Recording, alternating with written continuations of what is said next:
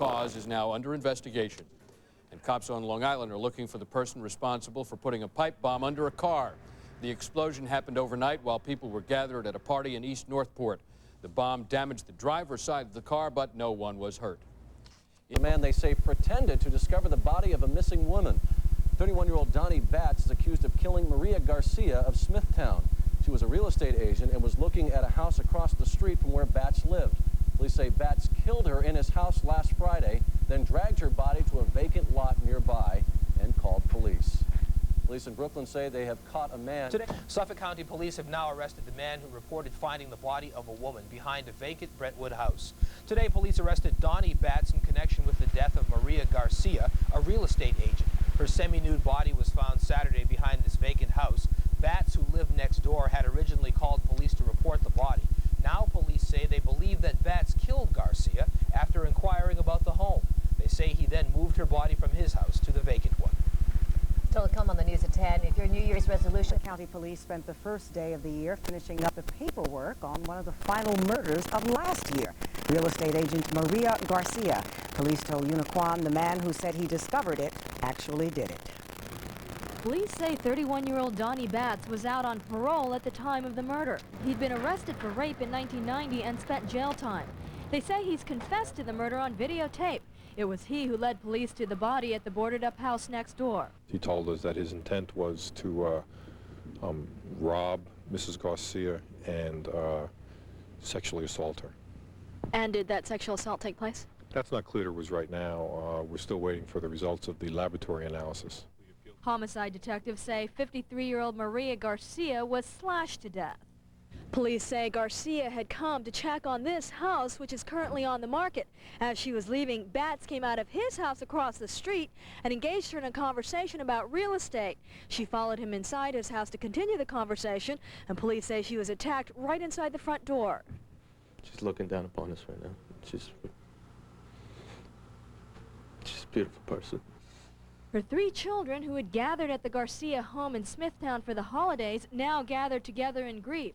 Though she hadn't been feeling well that Friday, they say the devoted real estate agent had kept her afternoon commitments. Her daughter was the last person to talk to her on the phone. I really wish I did tell her I love her, because she was a great mother, a great wife, a great friend.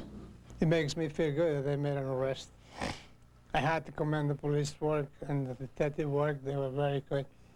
But unfortunately, that doesn't bring back what I lost, or what we lost. The murder has sent shivers through the community of real estate agents who often work alone. It makes us more aware and more alarmed. I mean, I read all the realtor magazines, and it's sort of like, you know, it hits home, because this could happen to me. Police say Batts has confessed to robbing Garcia of $92.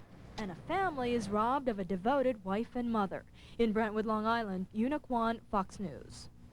Batts is being held without bail. It was held today for the Long Island firefighter killed in a Queens fire. 35-year-old John Clancy was checking for squatters in a vacant building that went up in flames on Sunday.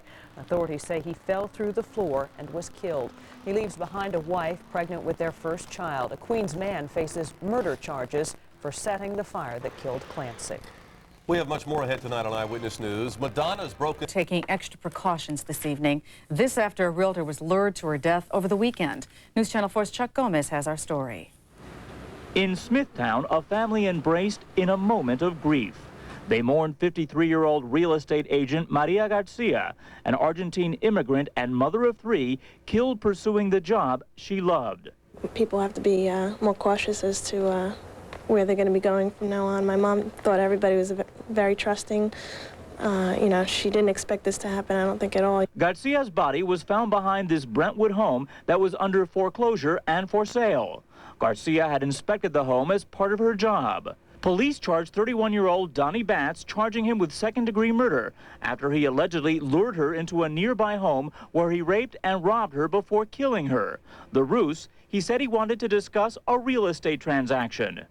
Maria Garcia was like many middle-aged women in this community who look to work as real estate agents as a way of supplementing family incomes. Now other real estate agents worry about their safety. I never think about that something is going to happen. I always trust on people, and I think working in this kind of job, I have to be able to meet a lot of people, and you never know, you never be careful, but I think from now on, I will have to ask somebody to go with me. Anybody can come, have to come to the office, make an appointment, and, you know, everybody can see where you're going on with what person. At ERA Quality Homes, where Maria worked, her desk remained as she left it when she disappeared last Friday. Many who work in real estate say risks are sometimes part of the job. We dream to have that kind of calls. We dream to have somebody to tell us, listen, inspect my house, I want to sell it. It's very difficult. It's very difficult to prevent this. But for Maria Garcia, a prospective sale ended in tragedy. Chuck Gomez, News Channel 4. And there will be a wake for Garcia this evening. Long Island headline our other local stories. It affects 2,800 kids in the town of Roosevelt. Schools there are closed indefinitely. The school board shut the doors because of safety violations. The state is threatening to take over the problem-plagued district. A decision could come as early as tomorrow. An escaped mental patient has been found unfit to stand. Turn out today on Long Island to pay their respects to a New York City firefighter killed in the line of duty on Sunday. Lieutenant John Clancy was 35 years old. He was a firefighter for 9 years. He was killed when he fell to the floor of a burning house in Jamaica, Queens. He was looking for possible victims. Officials have described the structure as a crack house, believed to be a haven for drug dealers, squatters, and prostitutes. A paroled drug offender has been charged with starting that fire. A funeral mass for Clancy is scheduled for Thursday. 2 people were killed this week, allegedly by bringing a big change to Long Island. Nassau County's first legislature was sworn in today in Garden City. 13 Republicans and 6 Democrats were elected last November to replace the old Board of Supervisors. The county switched to the legislature after a federal court ruled that the board did not fairly represent the voters. A memorial opened today to the... This is the Tri-State Area's news leader, Channel 7 Eyewitness News, with Greg Hurst, Roz Abrams, Sam Champion with the exclusive AccuWeather forecast, and the Eyewitness News team. Now, Eyewitness News. The snow has stopped falling, but it's not over. This car on Long Island is a vivid example of how a slick layer of ice is now making the roads in our area very dangerous tonight. Good evening, everyone. I'm Diana Williams in for Roz Abrams. I'm Greg Hurst. We'll have more on the story. Well, crowds have gathered to say goodbye to John Clancy, one of New York's bravest, who died in Queens as he searched a burning building. Lara Spencer is live at the funeral in Blue Point, Long Island, with the latest on this story. Lara? Well, Marianne, in his 9 years of service, Lieutenant John Clancy made quite an impact with colleagues. The church is filled to capacity with co-workers and friends, including Mayor Giuliani and Fire Commissioner Howard Safer. And outside, you can see thousands more are standing in the bitter cold to pay respects. John Clancy was the 4th and last firefighter killed in the line of duty in 1995. Queens firefighter John Clancy made his final ride with engine 298 this morning, sadly on his funeral procession to the Our Lady of Snow's Roman Catholic Church in Blue Point. Bagpipers set the somber tone for thousands of firefighters from all over the East Coast, making the pilgrimage to pay their final respects. Anytime you lose one of the guys, it's you think about the guys that you have lost, and you could have known them, and the guys you work with, and the situation's pretty upsetting. Lieutenant Clancy died early New Year's Eve while battling a fire in a building in Queens. According to Deputy Chief Joe DiBernardo, the building was a haven for squatters and crack users, but like a true hero, Lieutenant Clancy plunged in, searching for victims. We don't stop to say what color's the person in there, what's their position in life. We just rush in and try to get them out. And that's what we do. And I think the citizens of New York should be very proud of us. Knowing Clancy for 9 years, Lieutenant Kevin Power says he's not surprised at his friend's selfless act. He was always the first in line when something had to get done, and that's how we're going to remember him. Firefighter Al Licata says he'll remember his friend John Clancy's kindness and never forget his losses. You never know when it will happen.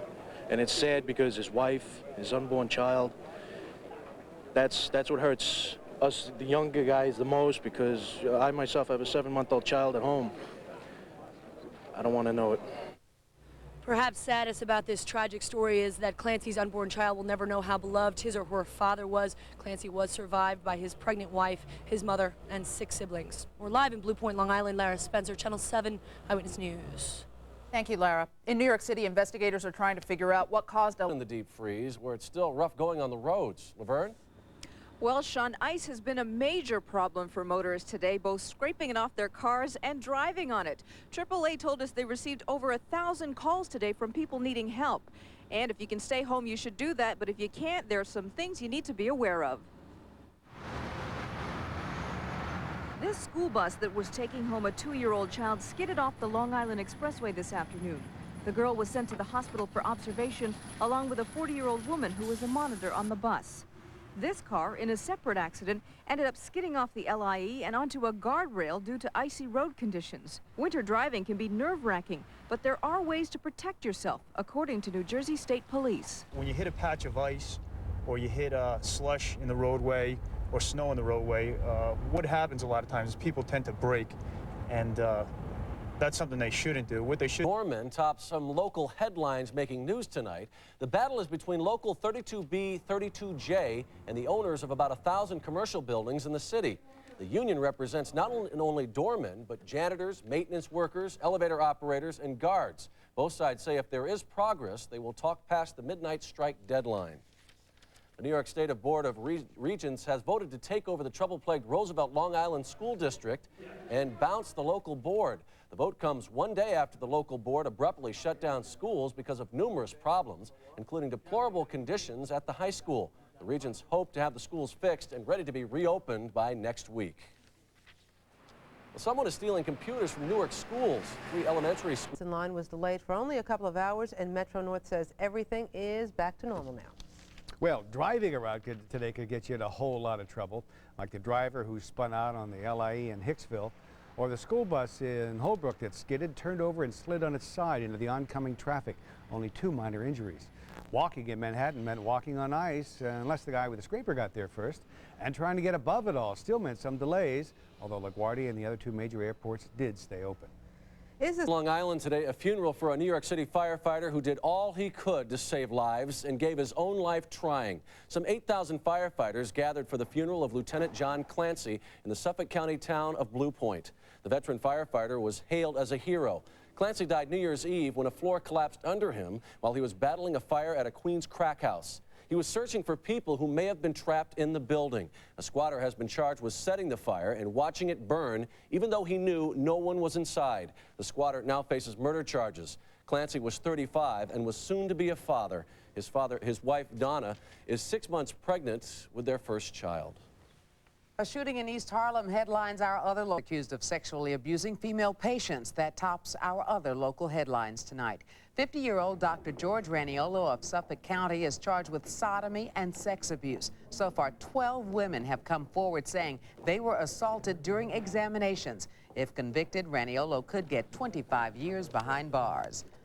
Edwin Smith faces life in prison if he's O.J. Simpson's civil trial. O.J. won't be talking to attorneys representing Ron Goldman's family and Nicole Brown's estate anytime soon. Position that trial is still scheduled to start April 2nd.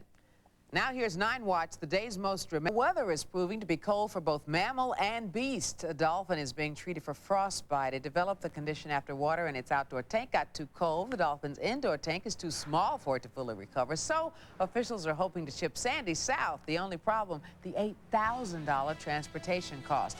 Officials at the Okinos Foundation on Long Island hope to get donations to pay for the move. Develop something they think is pornographic. Later, we'll run down a list of things you can do to warm up. They range from the obvious to the ingenious.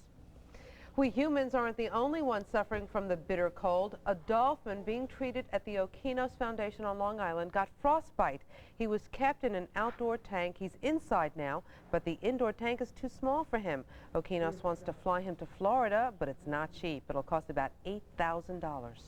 Well, some airline passengers at Kennedy Airport may be in a... St. James, Long Island pleaded not guilty today to sexually abusing 12 female patients. Dr. George Raniolo says he's shocked over the allegations. He's out for now, but will be back in court January 28th. A trial is scheduled for April. On Long Island today, a man held up the Greenpoint Savings Bank on Hempstead Avenue in Lynbrook. He escaped through here, the sewer system. Cops say he squirmed through 3 miles of sewer pipe and came out into Camp Tanglewood Preserve, home free. Well, the cops found his clothes, however, but no sign of him or the money. Another thief was...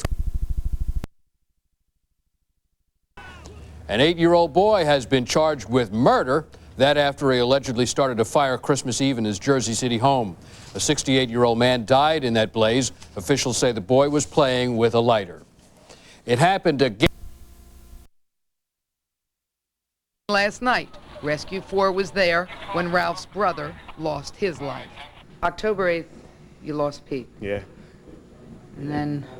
Well, then we had just had lost Clancy, and now we lost one of our members' brothers, and it's kind of heart-wrenching, I guess. You know, it's nothing you can really get used to, but I wish it would just stop. James and his wife Jean were expecting their third child. The Williams live in Shirley, Long Island.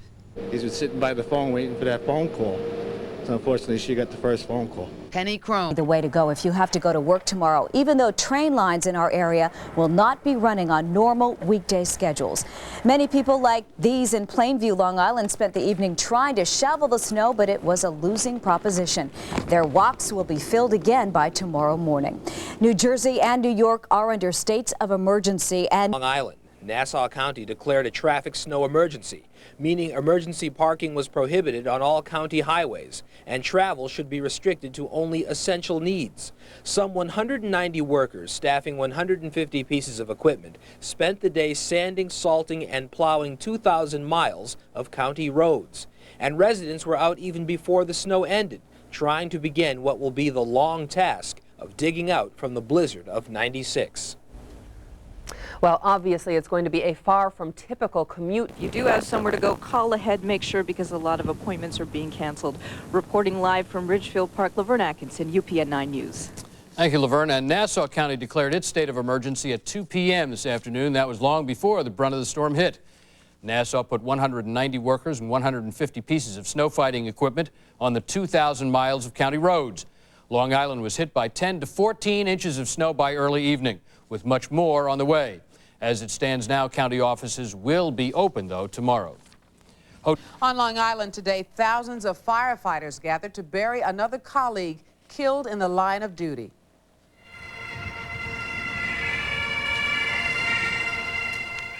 "38-year-old James Williams died over the weekend fighting a fire in Far Rockaway. He's the second New York City firefighter to die in the last week. Lieutenant John Clancy was killed New Year's Eve. Both men leave behind pregnant wives. No end to a hostage drama on the Chechen Russian. Hundreds of New York City firefighters gathered to pay tribute to a fallen comrade. A sea of blue uniforms descended on Sayville, Long Island for a final salute to James Brian Williams. Williams, who was 38 years old, died while fighting an apartment fire in Far Rockaway, Queens on January 5th. The 12-year veteran was killed when he was completely engulfed in flames and burst through an apartment door. He's the first of New York's bravest to die in the line of duty in 1996. Williams' pregnant widow, Jean, and their 2 young sons were also at the funeral that included bagpipe music.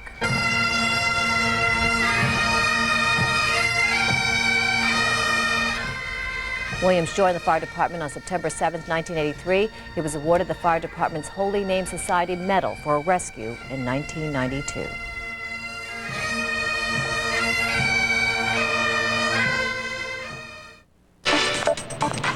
Toulouse, they say they took out an insurance policy to cover any possible losses if it snowed the 4 inches. Rosanna, a Rockville Center man, is under arrest tonight. He allegedly entered South Nassau Community's Hospital with a gun and demanded morphine. The police got there just in time to catch 47-year-old William Britton running from the hospital. The morphine, syringes, and handgun were recovered. Britton now faces charges of robbery. A funeral on Long Island from becoming a catastrophe. The roof of this wall-bound supermarket could not hold the weight of tons of snow. And at around 5 p.m., the building began shaking and groaning, and the ceiling tiles suddenly began popping.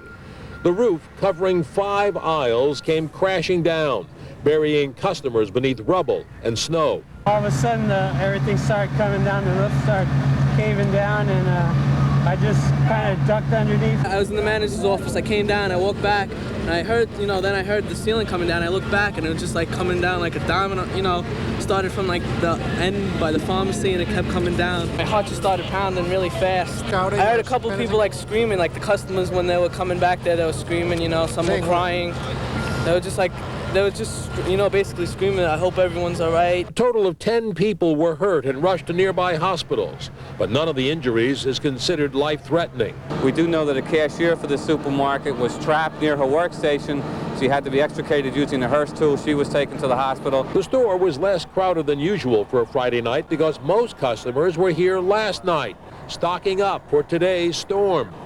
Work crews brought in a crane tonight to remove an air conditioning unit hanging gingerly at the edge of the roof before resuming the search for more possible victims. We have a Nassau County Police helicopter that's flying overhead to see if it can pick up anybody inside. Definitely weather related with the snow and the rain from today definitely caused the collapse.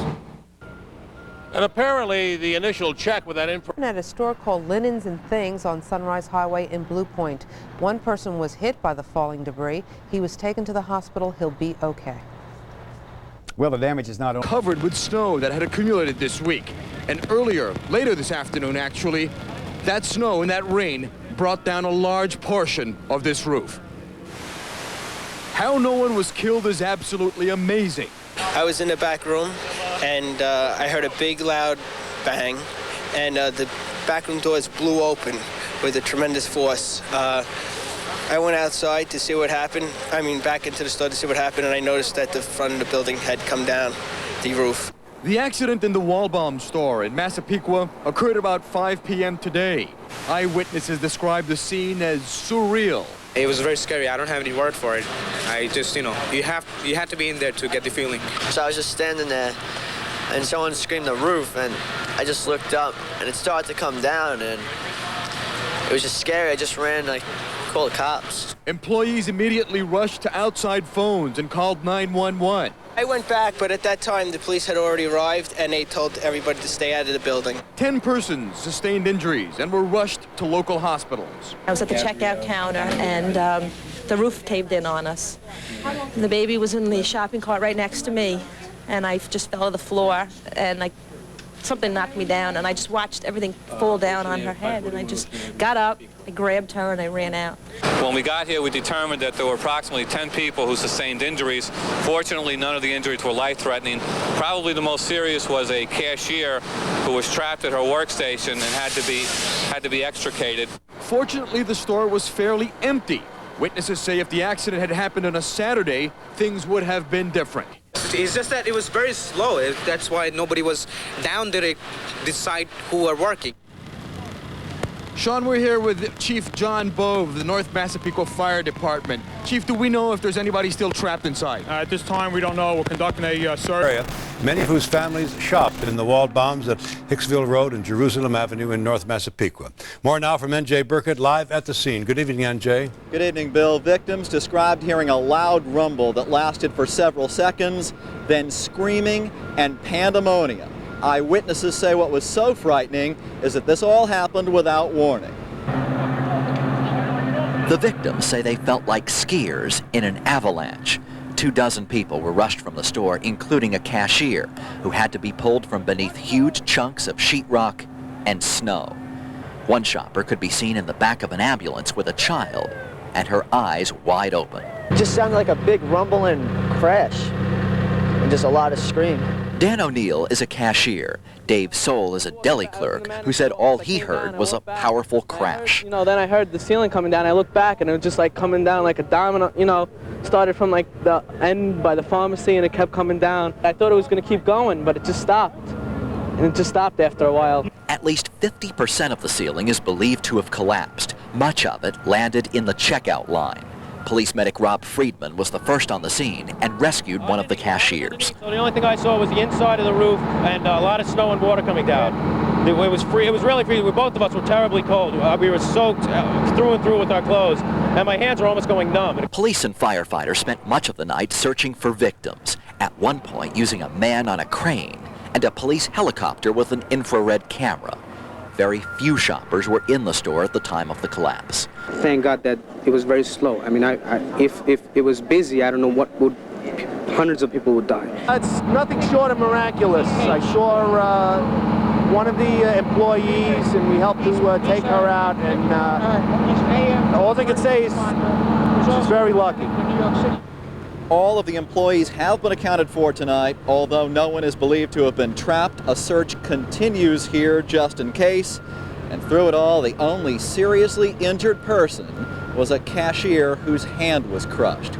We're live tonight, North Massapequa, Long Island. NJ Burkett, Channel 7 Eyewitness News. Water like a sponge, and it can crack beams never built to withstand so much pressure. Waldbaum's isn't the only roof that came crashing down tonight. Jim Dolan is live in North Massapequa. Jim? Diana, and up there above the Waldbaums right there, you see they are up in the cherry picker looking down on the roof, getting a first-hand glimpse at just how much damage this heavy snow and rain together can do. You can feel it in your back and in your knees when you try to shovel this heavy snow, and all over the region tonight there are examples of just how heavy and how dangerous it is. In Harlem tonight, the congregation of St. Philip's Episcopal Church is saddened by the collapse of the church's roof. St. Philip's is the oldest African-American church in Harlem, and it's believed heavy snow led to the collapse that damaged the sanctuary and left a repair bill of about $1.5 million. And in Voorhees, New Jersey, the roof of a former printing building collapsed, injuring 5 people, none seriously. Again, the weight of the snow, the main culprit. And in this case, one person was trapped inside. He probably was under either snow or water. They passed him some oxygen. He was talking. He was, obviously alive. And we're glad that everybody's safe. That's the main concern. And in Blue Point, Long Island, at a store called Linen and Things in the Gateway Plaza, partial roof collapse. No one injured here, but heavy damage to the store. The problem with this weather is you had snow on roofs, and then we got rain today, which adds to the weight of it. And in some cases, the roofs are not designed to handle this type of weight. So what to do to avoid this kind of thing? Well, just like in the summer, a clean drain helps. Biggest thing, I think, is to keep your drains, if you can, keep the drains clean, because what's happening is the ice is freezing up in the drains, and the water can't run off the roof, and it backs up, and then you got a lot more weight on the roof. So if there's any way to keeping the drains, whether it's a homeowner or a business, keep your drains free of ice. It is Friday night. You may be thinking of using the next couple of days to clear away some of this snow. Keep in mind, it is heavy enough to buckle roofs like that one. Take it easy as you try to shovel it. Market at the time of the roof's collapse, but they can't be sure, and they need to do a search inside. Now, for hours, you can see these huge cranes. They've had them here. They've been trying to secure a huge air conditioner, which I'm told was dangling from the roof of the supermarket. Just moments ago, they secured it, and I saw the first team of firefighters. You can see them now, just went in looking for any possible victims. The picture is amazing. Just look at the avalanche of snow inside this North Massapequa Waldbaum supermarket. The story of those who were inside when the white stuff came crashing down is nothing short of incredible. All of a sudden we heard this rumbling, and then all of a sudden like the ceiling started falling down, and I ducked to hold my head, and then all of a sudden I waited for the sound to stop, and then I looked around, and then I just went out, and I saw people it was like all over the registers. It fell all over the office. Still trembling, Mark Brady told us how one minute he was buying stamps and the next he was running for his life. And all of a sudden everything started coming down, the roof started caving down, and I just kind of ducked underneath where the books were, and finally it stopped. Nassau County Police say 10 people were injured, none seriously. And according to this North Massapequa fire captain, it was by the grace of God that only about 25 people were in the store when the roof came crashing down. This place is usually packed with people, especially in the area of the cash registers. That's where everybody is most of the time. And we thought we were going to find at least one person down every aisle of the the cash registers that we saw, and it was only one. Everybody else happened to get out. It did not take officials long to come up with a cause for the roof collapse.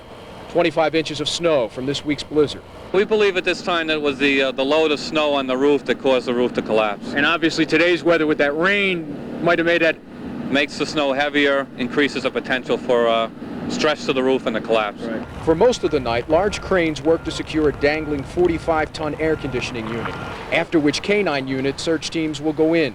Meanwhile, a helicopter equipped with an infrared camera scanned the store looking for a heat source which might indicate other victims. Now, as I mentioned earlier, that search for any other possible victims has just begun. They've secured the air conditioning unit. The first team of firefighters has just gone in. Also, there are unconfirmed reports that after Monday's blizzard here, some employees noticed some debris falling from the roof. Crash of a school bus and a car in Suffolk County this morning. It happened on Old Country Road in Melville. Police say a car traveling eastbound hit a patch of ice and spun into the westbound lanes. The car was then hit by a school bus carrying handicapped adults. Both drivers suffered minor injuries. All of the passengers were okay. Long Island, of course, is still reeling from the blizzard, but compared to that, today's news, Long Island officials were back on the scene of a roof collapse. They were there to check the rest of the structure and to assess the damage. The roof came down last night. Officials say snow piled up on top caused it to cave in. 11 people were injured. Fortunately, no one was killed. In Teaneck, the roof of a National Guard for her life tonight at Nassau County Medical Center. In a bizarre accident last night, the 3-year-old became entangled in a long scarf that adorned her stuffed animal. She was found hanging by the neck and unconscious by her mother. Doctors say she is in critical condition and on a respirator. President very much alive. Amazing that more people weren't hurt, let alone anybody killed, something like this. How do you feel today? Shocked. This Waldbaum's manager was inside the Hicksville Road store when a huge section of roof over the checkout area gave way. Mountains of snow and debris went crashing into the aisles, leaving about a dozen people hurt. Among the more seriously injured, a cashier who was trapped in the rubble, then pulled to safety by firefighters and hospitalized overnight for wrist and knee injuries. It makes you wonder why anyone caught up in all the hellish chaos would return to the scene so soon. What brought you back here today? Just wanted to see what was going on, if, you know, everybody was all right. At this point, authorities believe it was simply a matter of Mother Nature at its very worst, which brought the roof down, because this Waldbaum's has no history of any structural problems, and they say it was built according to code. There wasn't any building code violations. That's already been determined? Yeah, we've been on the site since this happened. I've got a structural engineer and an architect going in. They're going to take some samples of the snow and do some weight calculations, and they'll also submit that to us. But that really looks like what the culprit is. We thought we did everything we could. We had the roof cleared with snow. But when the roof of his North Massapequa supermarket collapsed, Waldbaum's president David Smithies didn't take any chances with his other Long Island stores. And we closed a couple of stores last night for a couple hours just because somebody said, well, gee, this store or that store maybe looks similar. So we said, fine. We got an engineer there, made sure they were safe, and we opened them back up. By mid-afternoon, workers completely removed a 9,000-pound air conditioning unit that was dangling at the edge of the collapse. Engineers were then free to shore up under the main girder holding up the roof. Put a temporary store or a temporary building structure in front of the actual front of the building here, and they're going to move all the products and everything that's was down into the store, into that area. Once they do that, then they're going to do a major repair on the roof, and hopefully they can get back in business. Doors could reopen in just a few weeks. Ellen Marks, Channel 11 News at 10. All that snow just isn't rough on. A 3-year-old child is clinging to life at Nassau County Medical Center tonight following a freak accident in her home. The little girl was found unconscious in her bedroom last night, hanging from a room divider with one end of a scarf wrapped around her neck. The other end was wrapped around a stuffed animal. Police say she apparently climbed over a chair while trying to scale the divider when the toy got stuck in the chair. Her mother was in another room at the time. The child's name is not being released. She is in critical condition on a respirator. A New York jury has awarded $42 million for a harrowing ride on Long Island. This late model car flipped over eastbound on the Sunrise Highway in West Islip. The driver and his wife were taken to a hospital where they were treated for injuries and released. No IDs were available. The car was apparently moving over to the service road when it flipped over. Well, not only are the roads in bad shape, so are a lot of stores and homes. And another roof collapsed in Long Island at a Mini Mart. The Magic Mirror in Kings Park. Now, luckily, there were no injuries there. And when the snow starts to melt, there could be even more roofs caving in. Susan Kelleher tells us just what to look for. Your snowy rooftop could be a collapse waiting to happen. Some trains had minor delays this morning, but Metro North says they are not weather-related. And the snow is blamed for another roof collapse on Long Island, this time at the KB Toy Store on Great Neck Road in Great Neck. Luckily, no one was in the store when it happened. Well, New York City is not living up to its reputation. Will Metro North be back on track for Monday's commute? What storm-weary travelers face tomorrow? The man who hijacked a hearse and got more than he bargained for.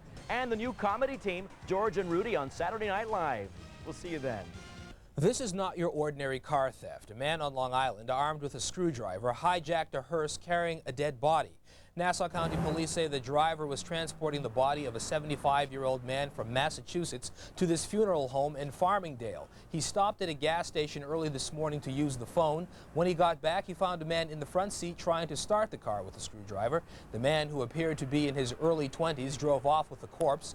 Police found the hearse a few hours later in Amityville. The body was intact. The case is under investigation.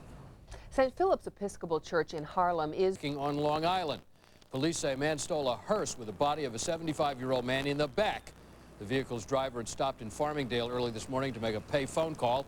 When he came back, the thief threatened him with a screwdriver and took the keys. The hearse and body were found about 9 hours later, a few miles from where they were stolen. High spirits today at Harlem's First Black Church. Parishioners held on Long Island got quite a surprise this morning when he hijacked a hearse. Little did he know what was inside. It happened early this morning at an Exxon station in Farmingdale when the hearse driver pulled over to use the phone. A thief jumped in, hot-wired the hearse with a screwdriver, and sped off. We're uncertain at this time whether it was stolen merely for transportation or whether it was stolen to be resold. We certainly don't think that the people knew that there was a body in the back of the hearse. The thief abandoned the hearse 5 miles from the gas station. No arrests have been made yet. Strange incidents like that when children are wondering what happened to mommy after she's found murdered. Fox 5's Una Kwan is live at Nassau County Police Headquarters in Mineola, and she has the very latest for us. Una? Well, Lynn, police say less than 2 hours ago they picked up Thomas Brown at the Nassau County Medical Center. Why he was there, perhaps seeking medical treatment, they don't know for sure. They say he is Angela Brown, the victim's estranged husband, and the father of 3 of her 5 children. An especially horrifying note, they say that at the time of the murder, there were 7 children in that apartment.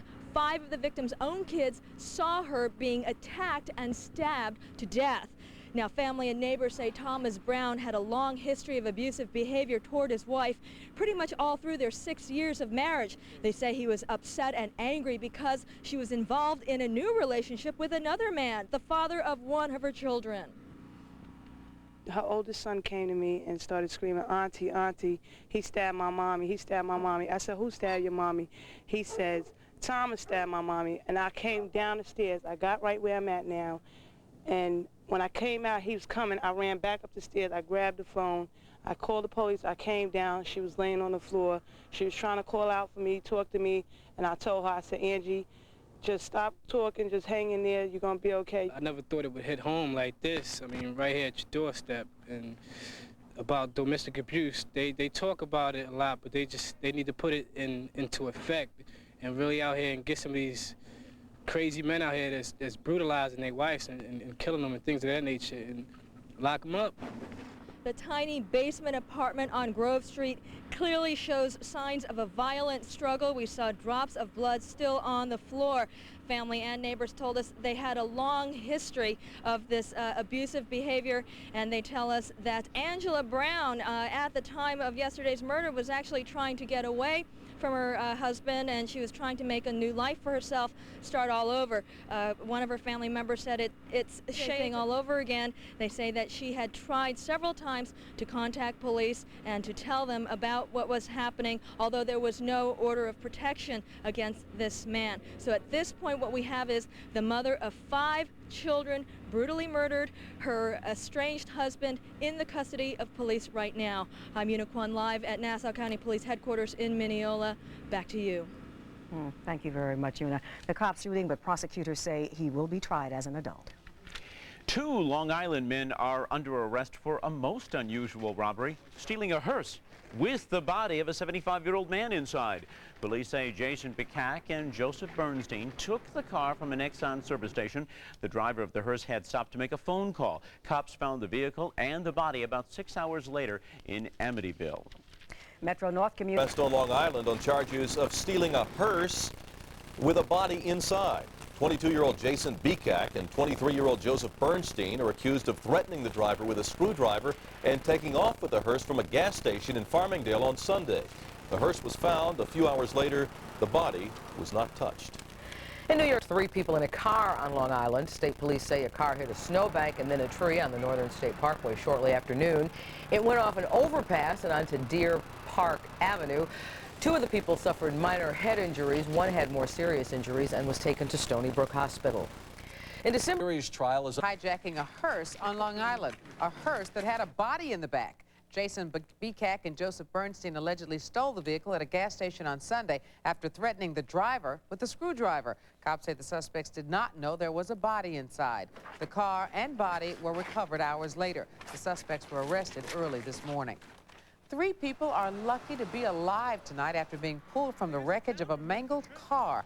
Police say the car was traveling on the Northern State Parkway when it went out of control, hit a guardrail, and then flew into the air. The car struck a tree at an overpass before landing on the shoulder of a road below. The top of the car was literally sheared off. The jaws of life were used to cut the 3 people out. There is a black guy. Parkway in Long Island nearly killed himself and his 2 passengers just to save a small animal. Valentine Kearse was driving on the Parkway at the Deer Park overpass when he spotted something running across the road. He swerved, lost control. The car flew into the air 25 feet down onto Deer Park Avenue. Everyone's still alive. They are all in the hospital. Well, now to the CBS scandal. The theft of a hearse, body and all. 2 suspects are under arrest charged with stealing a hearse on Long Island last weekend. Glenn Thompson has more. 22-year-old Jason Bekak and 23-year-old Joseph Bernstein are under arrest and charged with hearse snapping. Police picked the pair up after receiving a tip they were involved in stealing this 1983 Buick hearse as it was parked in a Farmingdale gas station on Sunday. The driver of the hearse had been transporting the body of a 74-year-old man from Massachusetts to his native Long Island for burial. He got out of the car to call us to let us know he was coming, and someone jumped into the front seat of the car with a screwdriver, and then the gentleman came back out to the car, and the guy came after him with the screwdriver and said he was going to kill him, give him the keys. Apparently, the alleged thieves, who police believe were after the car for parts, didn't know they had a corpse in the back. When they realized there was a body in the back of the hearse, that was something they hadn't bargained for, and the hearse was consequently abandoned. Nancy White, whose family has run this funeral home for 5 generations, didn't take the theft of the hearse and the body lying down. She put the police hot on the trail. The cadaver recovered in time for a 2-day wake, with most of the family members none the wiser that their dearly departed had really departed. Just when we think we've heard everything, this is definitely a first. Okay. And we hope it lasts. The deceased is finally resting in peace after being buried here this morning. His family can only hope that if convicted, the 2 accused hearse snatchers get a stiff sentence. On Long Island, I'm Glenn Thompson, Channel 11, News at 10. Still ahead as we continue tonight, she was Bethpage, Long Island. Their 4-year-old son fell asleep yesterday on a bus taking him to a school in Jericho. The little boy is seen here with his family. He ended up in the bus garage and was found 4 hours later after the school reported him missing. His father reacted today. Your son not coming today. Having to think of another child going through the same thing, and the parents going through the same thing that I've gone through, I wouldn't wish it upon anybody. The Acme Bus Company, which provided the bus, had no comment. Well, it's time now for Local Focus. Our part in a TV documentary about people trying to get off welfare. Police say they don't believe that's connected in any way to the kidnapping. In our area, heavy fog is being blamed for the death of a Long Island woman this morning. It happened in dense fog on Route 110 in Melville. Police say the woman had just gotten off a bus and was trying to cross the street when she was struck and killed by a blue sedan. The driver reportedly got out of his car and tried to help the victim. And because of the 8-year-old Sandra Rodriguez was on her way to work, crossing Route 110 in the fog early this morning when she was hit by a car and killed. Police say the driver, Robert Hauptmann, got out of his car and tried to help Rodriguez. Police gave Hauptmann a summons for driving with a suspended license. So far, no criminal charges have been filed. Severe weather in deadly on Long Island. A 28-year-old woman was hit and killed while crossing Route 110 in East Farmingdale. Suffolk County Police say Sandra Rodriguez of Lindenhurst had just gotten off a bus street. The driver apparently accelerated when the light turned green and didn't see her because of the dense fog. No criminal charges are expected to be filed. And the fog is also fair condition at Brookdale Hospital. Jack. Heavy fog may have played a role in the death of a woman on Long Island today. The 28-year-old Lindenhurst woman was crossing Route 110 this morning in Farmingdale when she was hit by a car. Police say the fog was very dense, was probably a factor in this fatal accident. The driver got a summons for driving with a suspended license, but he was not charged in connection with the accident itself. And that same fog was also causing heavy fog blinds a driver. The woman was crossing Route 110 this morning in Farmingdale when she was hit by a car. She died on the spot. Now, police aren't charging the driver. He says he never even saw her coming because the fog was so thick. Slow going this morning on the roads. The fog. Say, 3-year-old Jared liked taking the school bus to his preschool classes at the Bosse's Early Childhood Center in Jericho. But yesterday, the normally short trip turned into the bus ride from hell for the little boy and his family. Because the kids are so young and need help, the bus is supposed to provide something called portal-to-portal service. The bus did pick young Jared up here at his front door shortly before 9 yesterday morning.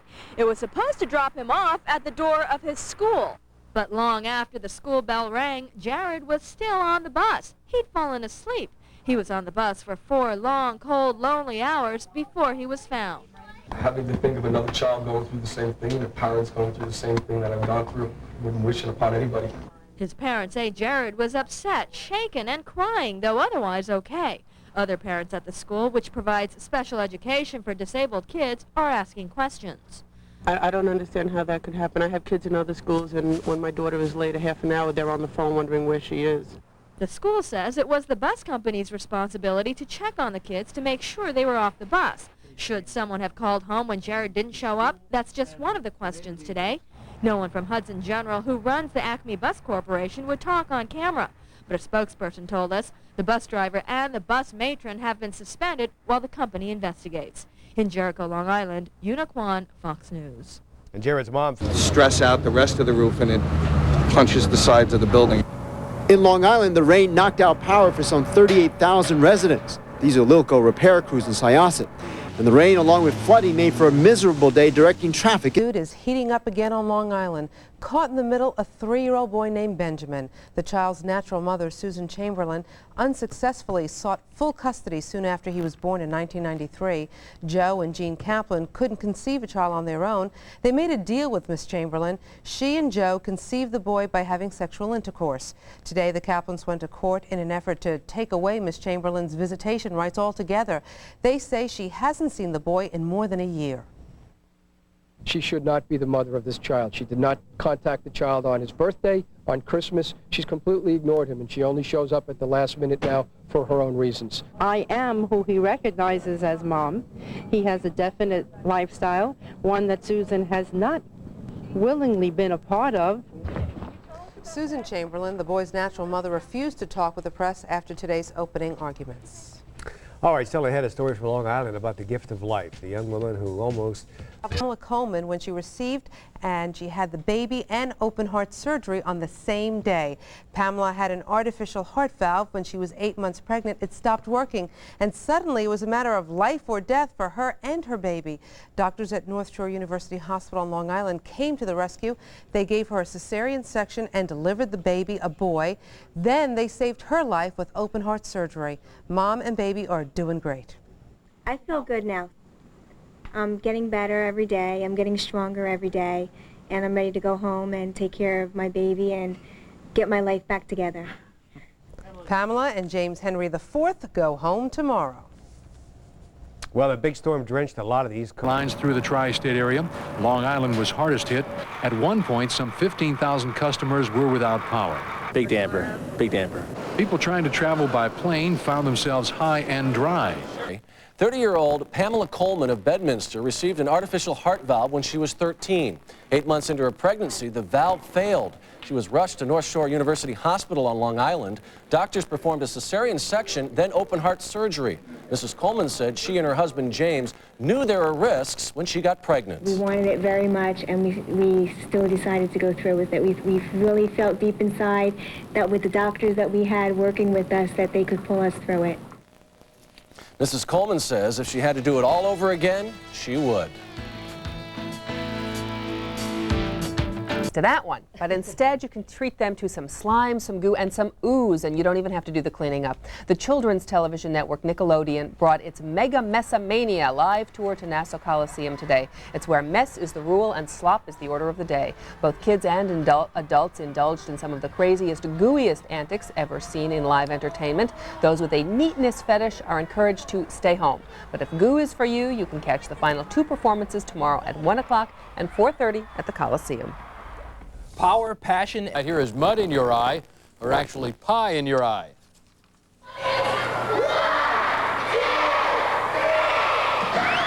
Oh, this is Mega Messamania. Kids and adults compete in, what else? Making a mess of themselves and others. The show is on tour and it's all done for TV. Super Bowl of Messiness is the creation of Nickelodeon. Oscar Madison will be very proud. And that is our report for tonight. Thanks for joining us. I'll be here tomorrow night at 10. Being blamed for a school bus accident on Long Island this morning. 6 children between 5 and 11 years old were taken to the hospital in Brookhaven after their bus apparently skidded on the ice and flipped over twice on the ramp of Sunrise Highway. All 6 students were apparently wearing seatbelts at the time. The driver also suffered some minor injuries. Our department was a gun. Some frightening moments for 6 young children in Bellport, Long Island. They were on their way to school when their bus skidded on ice and flipped over. The children and the bus driver were taken to a nearby hospital. Fortunately, all of them were wearing seatbelts, so no one was seriously hurt. Well, if you will carry the President's State of the Union address live right here at 9 o'clock tonight. An electrical fire sends a dozen people into the freezing cold this morning on Long Island. 6 people who live in a Rockville Center home jumped to safety from a 2nd-floor window. Firefighters from 4 towns were called into parents of a young man killed in a hit-and-run accident with an emotional appeal. And a trip to school turns to a frightening ride for some children. We'll tell you about that. Plus, Harvey Keitel teams up with 6 children in Suffolk County are recovering this evening after their bus crashed on the way to school this morning. The minibus was headed onto Route 27 in Bellport shortly after 8 this morning. When it hit an ice patch, it skidded and then flipped over twice. After all 6 children and the driver were treated for only minor injuries at a nearby hospital and released. A mother in Long Island is under arrest for allegedly beating her son with a belt buckle. Cops say 36-year-old Monique Henning beat her 5-year-old son so badly that he has black and blue marks on his face and his arms. A teacher noticed the marks and called police. Henning is a nurse in Manhattan. The boy and his 7-year-old sister are now in foster care. Another big story we're following this afternoon is a chilling case from Long Island. A little boy went to school today, but his teacher knew that something wasn't right. The boy was bruised and black and blue. Now his mother is charged with abuse. NJ Burkett picks up the story live in Mineola. NJ? And Bertha, detectives here say she insisted that the way she disciplines her children is her business. But she is charged so far with felony assault, and investigators say they're concerned too about the welfare of the victim's sister. Monique Henning is 36 years old, a registered nurse who detectives say should have known better. Police say she beat her 5-year-old son with a belt buckle and was arrested after the boy's teacher noticed the bruises. The children were taken by Child Protective Services immediately from the school, and police were notified. Sergeant Richard Larson is with the Nassau County Police. Anytime an instrument such as a belt is used, we feel that's over the line. That's a felony assault second, and we're going to charge that. The child was treated at the Nassau County Medical Center in East Meadow. He is expected to be released today in the care of a foster family. Detectives say the beating took place in the family's well-kept home in a middle-class section of Uniondale, Long Island, where the boy lives with his 8-year-old sister. The 5-year-old suffered contusions and abrasions to the arms and legs, also a laceration to the right side of the face near the right eye with swelling. Indications are also that the 8-year-old has old injuries to her body, so we're investigating any possible abuse in that situation. Now, Monique Henning is expected to be arraigned later this afternoon. She is married, we're told. Her husband could not be reached for comment. We're live this afternoon at Nassau County Police Headquarters in Mineola, Long Island. NJ Burkett, Channel 7 Eyewitness News. Jumps a nickel hike there. Well, there was an accident on the Long Island Railroad. A train rammed a truck that was parked, partly hanging over the tracks just west of the Northport station. No one in the truck at the time. Nobody got hurt. The train limped into the station. The passengers were loaded onto buses.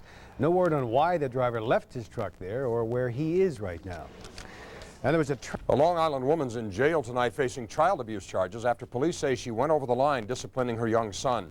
36-year-old Monique Henning, who police say is a nurse at St. Vincent's Hospital in Manhattan, was arrested and charged with second-degree assault and endangering the welfare of a minor. It's alleged that she beat her 5-year-old son with a belt buckle on Monday night. A teacher noticed bruises on the boy's body on Tuesday and called the police. Police say that Henning doesn't deny the incident. She claims she was just trying to discipline her son. The boy and his 7-year-old sister have been placed in foster care. Smithtown, Long Island has landed 2 repair shop workers in jail. Undercover agents checked out 66 shops in Nassau County. A hidden camera exposed violations of the state's car inspection law. Investigators say that for a fee, the shops would issue inspection stickers to cars that couldn't pass. Live at the Nassau County Medical Center, where doctors are treating the boy. Jennifer? Dana, imagine falling head over heels out of a third-floor window and surviving. There is good prognosis this afternoon for the child who weighs just 42 pounds, but police say his landlord is in big trouble for allowing unsafe conditions in the child's apartment. While the child was playing on the bed, he leaned against the window, at which time the entire window fell out, along with Brian, who fell 20 feet to the ground. 3-year-old Brian Diaz was airlifted this morning from his Freeport, Long Island home to the Nassau County Medical Center. Doctors were prepared for the worst, but amazingly, the little boy was conscious and alert. Medical experts say it does not appear Brian has any head or not even a broken bone. And just look where he fell, all the way down from his 3rd-floor apartment window, 24 feet 11 inches to the ground below, narrowly missing concrete and a 2x4. Mr. and Mrs. Diaz had a guard on their window closest to where Brian slept, but the window nearest their bed, the one Brian fell through, did not have one. It may not have helped. Building inspectors now say windows there are rotted. Freeport had their building inspectors at the scene. There was issued a number of safety violations for the building. Just this past week, in the common area, the building was inspected, and that was also issued numerous fire violations. There are no laws on the books here in Nassau County requiring landlords to install window guards. It is up to the parents to buy them. But the landlord, playing with his parents in the master bedroom, simply brushed up against a window and fell out. Medics were at a loss to explain how little Brian Diaz survived. The 3-year-old child was rushed to the Nassau County Medical Center at 7:30 this morning after falling from his parents' 3rd-floor window. Shella Roldan is an eyewitness. I guess he was pounding and playing on the window and it just fell out.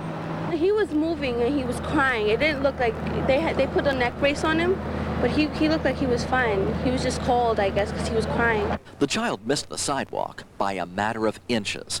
Sergeant Richard Larson is with the Nassau County Police. While the child was playing on the bed, he leaned against the window, at which time the entire window fell out, along with Brian, who fell 25 feet to the ground. The boy's parents will not be charged, but police say the building's landlord was cited by local building inspectors this morning for a number of safety violations. Investigators say the family had complained about the window for more than a year. One part of it was held on by a screw. Most of the putty had been missing. There was no stone windows. So when the baby, who was a large baby, 42 pounds, leaned on that window, the entire thing gave way. Now, police say that unlike New York City, there is no local window guard ordinance. Once again, the child is believed to have suffered only minor injuries and may well be released from the hospital later this afternoon. We're live this afternoon in Freeport, Long Island. NJ Burkett, Channel 7 Eyewitness News. Thank you, NJ.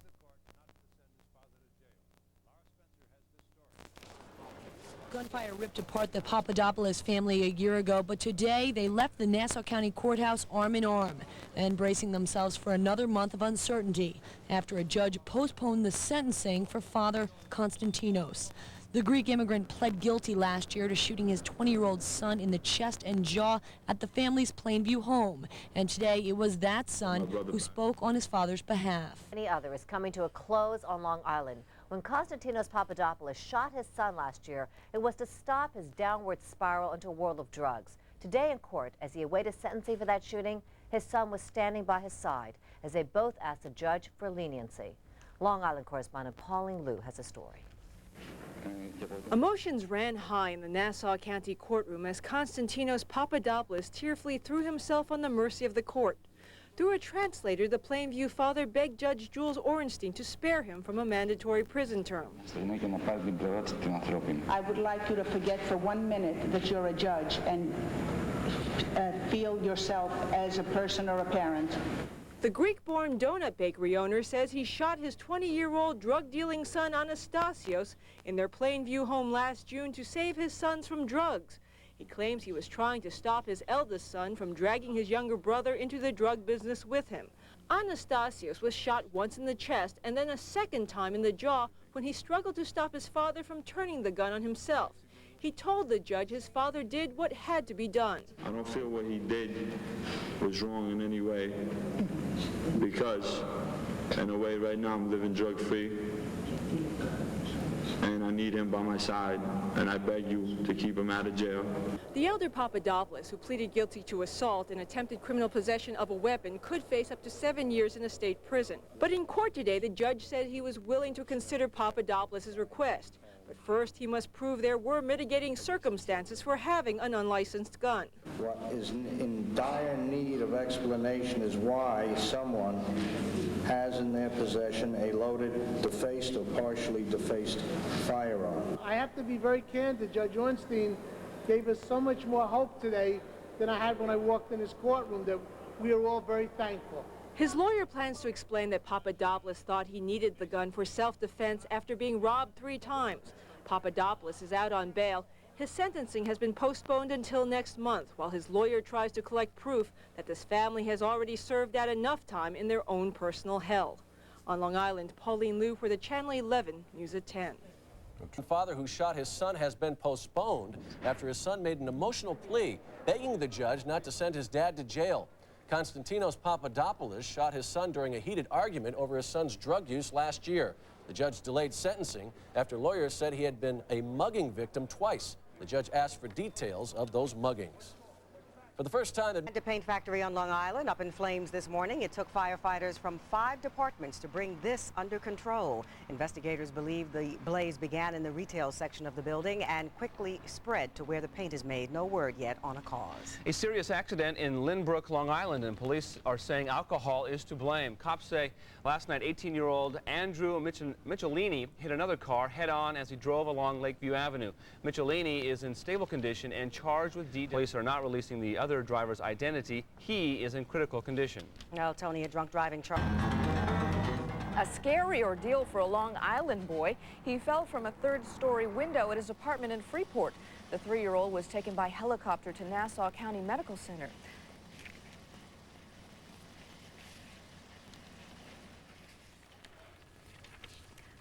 A highway nightmare. There was a triple school bus accident today in Dix Hills, Long Island. The buses were just leaving school. The first 2 buses stopped, but the 3rd one apparently didn't and caused a 3-bus collision. Several kids, drivers, and a teacher's aide were treated for neck and back injuries. Police today is in critical condition after tumbling out of the window of his family's apartment. The victim is 3-year-old Brian Diaz of Freeport. The family lives on the 3rd floor. Brian crashed through the window while he was bouncing on his bed playing with his parents. He landed 25 feet below. Brian was rushed by helicopter to the Nassau County Medical Center. The apartment building had been cited for building and fire code violations. Window safety guards are not required in Nassau County. This one is just Terrifying fall out of a 2nd-floor window for a 3-year-old boy from Long Island. Brian Diaz is in stable condition at the Nassau County Medical Center. Police say that he fell from his family's apartment in Freeport and luckily landed on dirt and not pavement. There were no guards on the window that he fell from, but that is not illegal in Nassau County. And it was no ordinary ride home for students riding on these school buses. 5 of them wound up in the hospital after a 3-bus accident on Dix Hills, Long Island. Police say a full-size school bus had pulled over to drop off the students when it was rear-ended by 2 minibuses. Now they are still trying to figure out just how all of this happened. None of the injuries are said to be serious. Man, what a mess on I-78 in New Jersey. A tanker truck. Island. Cops in Great Neck say a man named Lance Rowe held his own 2-year-old stepson hostage at knife point. He finally surrendered after a 6-hour standoff with the cops. Now, police say when they entered the house, they found a small fire in the hallway. They believe that Rowe set that fire. The toddler was returned to his mother's arms safely, although that he was treated for smoke inhalation. His mother, thankfully, was also not harmed. And it was a terrifying day for a family of 5 on Long Island. There was a shootout at the local Friendlies. Cops say 2 armed men tried to rob the ice cream parlor, but they ended up running away when an employee managed to call the cops. Police shot one of the suspects in the arm. Both of the suspects are in custody tonight. Well, folks living as well, the high winds knocked down power lines and blew over trees. Loco says 17,000 customers were without power, mostly in Port Washington, Massapequa, and North Belmore. And more damage in New Hyde Park. An 18-foot wall collapsed from the high winds. Now, there were no injuries reported there. The remaining wall and the debris have been removed. The building belonged to a plumbing supply company that's been out of business for quite some time. And Manhattan had some problems too. Flooding on the FDR Drive. Metro toll. Eddie Aruza sampled some of the problems throughout our area. With the heavens opening up their floodgates once again today, Gertrude Rowe kept a watchful eye on her backyard, the creek that runs through it threatening to invade her home again. It's been like this a couple of times now, but the 2 weeks ago it came in. It really came in. And so it was all around the area as rain and wind came blustering through one more time. Rivers already swollen by this month's extraordinary rainfall had officials on the alert. The Mawa River, usually a wisp of a waterway, neared flood stage by storm runoff and melting snow. This is like the highest I've seen it. I've never seen it this high. The near gale force winds brought down the wall of an abandoned building in New Hyde Park, while in Elmsford in Westchester County, uprooted trees landed on power lines and cut off electricity to 5,200 Con Ed customers. At times, the winds made some areas appear to be in the midst of a hurricane, while roadways like the FDR, which are prone.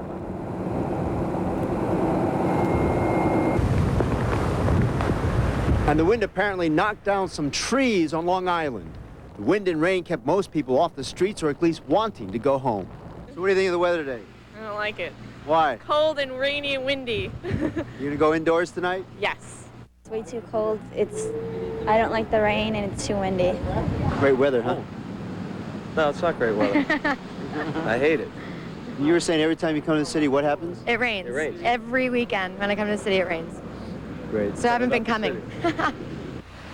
The high wind warning in our area has been lifted. It was lifted around 4 p.m. and as you can see, A man takes a young hostage, his own son. And a bishop in Detroit has he tapped into a race. A Long Island man held cops at bay in a hostage standoff. Police say 22-year-old Lance Rowe of Great Neck held his 2-year-old stepson at knife point after a fight with his wife. He also reportedly set a small fire at the home. After a few hours of negotiations, Rowe gave himself up. The child was then treated for smoke inhalation. Rowe is charged with unlawful imprisonment and arson. All right, now back. This tree in Great Neck completely blocking a road. And in New Hyde Park, the wind brought down a 15-foot cinder block wall at the site of a former plumbing supply company. There were no injuries, but fire officials then did demolish the rest of the building and cordon the area off. Elsewhere, wires were down. 50,000 power outages were reported in parts of central and eastern New York State. Minor flooding and road closures were also reported throughout the area. Meanwhile, endangerment after he allegedly took his stepson hostage. Police say Lance-year-old stepson hostage yesterday morning after a domestic dispute with the child's mother in Great Neck. Nassau County Police arrived on the scene and found Rowe in the house holding a knife to the child's throat. Rowe had also started a fire that the police quickly put out. The 22-year-old eventually surrendered to police after several hours of negotiation. The child was treated for smoke inhalation at North Shore University Hospital and released. The child's mother was not injured. Some city council member Long Island man has been arrested and arraigned for holding his stepson hostage. Police say Isaac Rowe got into an argument with his wife yesterday, then at knife point held the couple's 2-year-old son hostage in their home. It took negotiators several hours to talk Rowe out. The 2-year-old had to be treated for smoke inhalation because the father set a fire inside the house. Several people. The rain, of course, led to flooding, but drivers on the Henry Hudson Parkway know the drill and managed to navigate the high tide with few problems. At 86th Street and Broadway, the wind took on and took out a store sign. Fortunately, no one was injured. In New Hyde Park, Long Island, high winds are being blamed for taking down a cinder block wall. Officials say the freestanding structure divided commercial property in the area. What remained standing was knocked down and trucked away. and the rain brought the usual flooding to the usual trouble spots. Some traffic slowed down. Investigation by Suffolk County Police is blaming the death of a 12-year-old Long Island boy on carbon monoxide poisoning. This morning, his mother found the victim, Nathan Bivens, dead on the floor of the family's living room at their home in Bellport. Police say the heating system in the house may be faulty. Relatives say family members, including the boy's mother, had recently been saying they felt sick. She isn't feeling good. She's still complaining of headaches and stomach is bothering her. She isn't doing good. And she never suspected that there was any problem with the heater? No. There was no type of warning. The rest of the family has been examined at Brookhaven Memorial Hospital for possible... Island mother made a shocking discovery this morning. Her 12-year-old son dead, apparently from carbon monoxide poisoning. Fumes from the home's heating system may be to blame for Nathan Bivens Jr.'s death. Other family members were treated and released for exposure to the deadly fumes. Snowfall masked the horror behind the Blessed Sacrament Chapel in Waterville, Maine. Driver was killed. Island, a 12-year-old boy appears to have died from carbon monoxide fumes. Suffolk County Police say Nathan Bivens Jr. of Bellport was found this morning by his mother on the living room floor of their home. Police think there was a leak in the heating system. Other family members were hospitalized for tests. In Valley Stream, Long Island, angry words of hate at the Blessed Sacrament School. A swastika, the words "Kill God," and the numbers 666 were sprayed on the doors in gold-colored paint. The desecrations occurred on Friday night. Police are asking anyone with information to call them. Some employees of a nursing home are feeling lucky tonight. They were victims of a holdup. Cops say a man walked into the White Oaks nursing home in Woodbury, Long Island, took out a gun and ordered the employees to open the safe. Then he opened fire, hitting a woman in the thigh. No word on how much the man got away with. Well, a couple of really crazy bank robbers on the loose tonight. They walked flames in Brentwood. The roof of the building caved in a while ago, and now it looks like the walls may come down. Dozens of firefighters are there now trying to put it out. We have no reports of serious injuries, but some firefighters have been treated for smoke inhalation. All right, so I had another sickening case of child abuse and a long battle for prosecutors to build their case. Will she or won't she? Is New York's...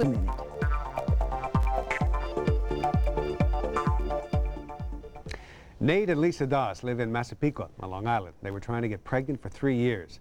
Lisa took fertility drugs. That did it. Quadruplets. Nicole, Jessica, Alexis, and Danielle. Born last Friday. Nate's a conductor on the LIRR. He was hoping for his son. He wants to try again. From what we understand, though, he's going to have to talk his wife into it. 20 more Canadian wolves arrived. Nassau County Police are looking for the person who spray painted hate graffiti on the doors of Blessed Sacrament Catholic School in Valley Stream. The words "Kill God," "Go Devil," and the numbers 666 were sprawled across 3 steel doors. Police say they will aggressively seek the culprit as part of their zero-tolerance policy for any kind of vandalism. Well, for the 5th year in a row, Operation... Good leads from the community, but so far there are no arrests. In another part of Long Island, a 12-year-old boy is dead tonight after a tragedy at home, and it looks like this was a case of carbon monoxide poisoning. It happened in Bellport this morning when a mother found her son dead on the living room floor. Police say he may have been overcome by fumes from the home's heating system. Other family members had been suffering from flu-like symptoms since Thursday. Hope and heartbreak for those. The heating system is being blamed for the death of a Long Island boy tonight. Suffolk County Police say the body of 12-year-old Nathan Bivens was found by his mother this morning on the living room floor of their Bellport home. The police say the youngster apparently was poisoned by carbon monoxide that leaked from the heating system, but that still has to be confirmed by an autopsy. Relatives say the whole family had been suffering from flu-like symptoms for several days, including the boy's mother, who is 9 months pregnant. She isn't feeling good. She's still complaining of headaches and stomach is bothering her. Her boyfriend's complaining of bad headaches. So is she. And she was complaining, the daughter, vomiting. Kind of vomiting and everything. And she said, "Mom, I don't feel good." Cases of carbon monoxide at Brookhaven Hospital, but the test results have not yet been released. In Valley Stream, Long Island, police are looking for vandals who had permanent brain damage. 24-year-old Daniel Newbeck and 20-year-old Michelle Farina of Oakdale were arraigned today. Doctors say the baby's skull was fractured and he had massive brain swelling and bleeding.